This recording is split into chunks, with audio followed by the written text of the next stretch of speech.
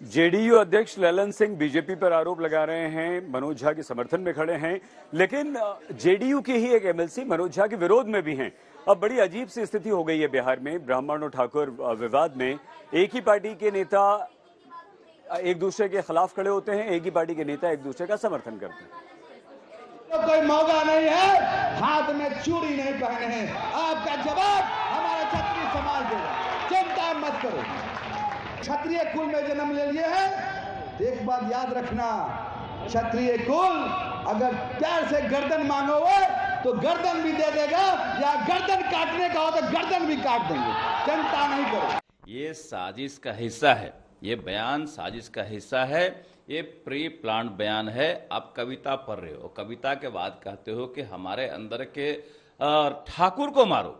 क्या संदेश देना चाह रहे हैं? आप कहते हैं कि हमारे अंदर के रावण को मारो, राक्षस को मारो, हमारे अंदर के ब्राह्मण को मारो। आप ये कहते, आप ठाकुर शब्द का इस्तेमाल करके कहीं न कहीं ठाकुरों का अपमान कर रहे हैं। क्या बोलता है भाजपा नहीं बोलता, उससे हमको कोई मतलब नहीं है, हम लोगों को कोई फर्क नहीं पड़ता। और ठाकुर और ब्राह्मण के बीच सब इंसान है।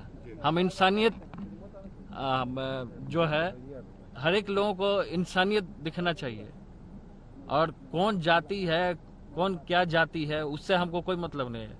इंसान धर्म बहुत बड़ा धर्म है, और अपने आप में इंसान धर्म बहुत बड़ा धर्म होता है, इसलिए इंसानियत होना चाहिए। सबसे पहले हम ये जानते हैं, चूल्हा मिट्टी का, मिट्टी तालाब की, तालाब ठाकुर का, भूख रोटी की, रोटी बाजरे की, बाजार खेत का, खेत ठाकुर का, बैल ठाकुर का, हल ठाकुर का।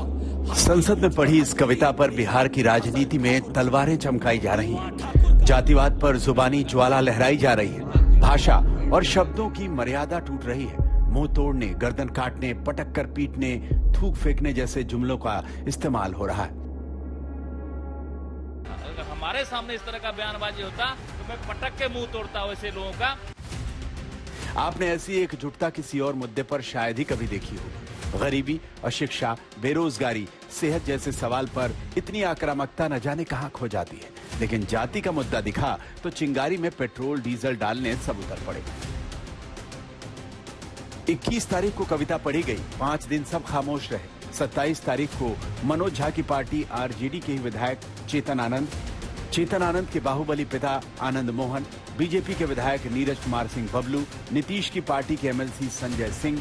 कुआं ठाकुर का।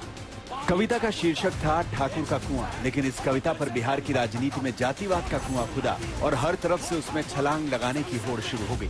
बिहार में राजपूतों की संख्या 5% के आसपास है, और अभी इस जाति के 7 सांसद हैं। 2019 में राजपूत जाति के 5 सांसद बीजेपी से जीते, जबकि एक जेडीयू और एक एलजेपी से जीता था, यानी आरजेडी का कोई सांसद राजपूत नहीं है। बिहार में 9 लोकसभा सीटों पर राजपूत वोटरों का सीधा और सबसे ज्यादा प्रभाव है। इसमें पूर्वी चंपारण, सारण, महाराजगंज, वैशाली, शिवहर, पूर्णिया, बांका, औरंगाबाद और आरा है। पिछले कई चुनावों में माना जा रहा है कि राजपूत वोटर बीजेपी से जुड़ा हुआ है, लेकिन इस प्रकरण से दिख रहा है कि पार्टी पीछे छूट गई है और निजी नफे नुकसान का सवाल ज्यादा अहम हो गया।